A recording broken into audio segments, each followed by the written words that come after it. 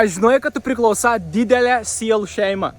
Ko aš turiu omeny? Siela gali būti įsiskirščiusis, įsiartifaktavusi į daug dalelių.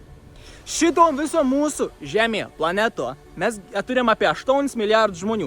Ir iš tų visų 8 milijardų žmonių yra tik tas 500 tūkstančių sielų, katros yra įsiskaidžiusios į daug dalelių. Tai kaip tam paaiškinti dabar? Įsivaizduok, ne?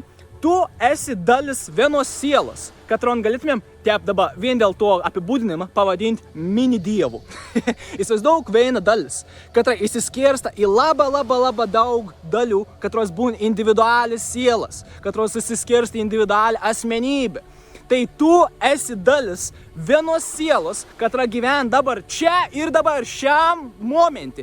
Daug tūkstančių, gal net milijonų gyvenimų su viena ta pačia siela.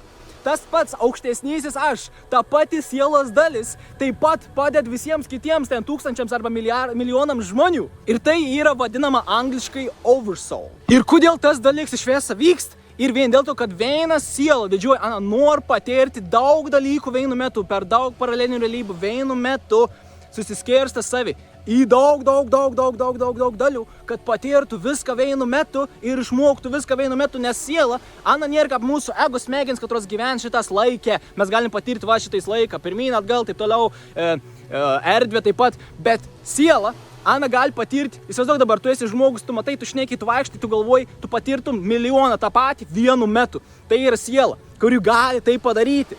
Mūsų fizinis smegenys negali tiesiog to realiai suvokti arba apčiuopti, netgi paimti, kad kaip tas dalykas čia veikia, kaip man čia egzistuoja. Bet tai yra tiesa, tai yra tavo dalis, to aukštesnysis aš yra atsakingas už viską, kas gali būti dar tenais, viską, kas yra tavo dalis taip pat. Kai tu susijungi su savo aukštesniuoju aš, tu susijungi su visom kitom sielom, katros gyvena dabar, būtent iš tos pačios sielos čia ir dabar. Tu bendrauji, tu siunti informaciją vien kitiems, tau atsiunti informaciją, tu siunti informaciją. Taip mes tobulėjam, taip mes plečiamės, dėl to ir mes čia esam šitoj fizinėje realybėje.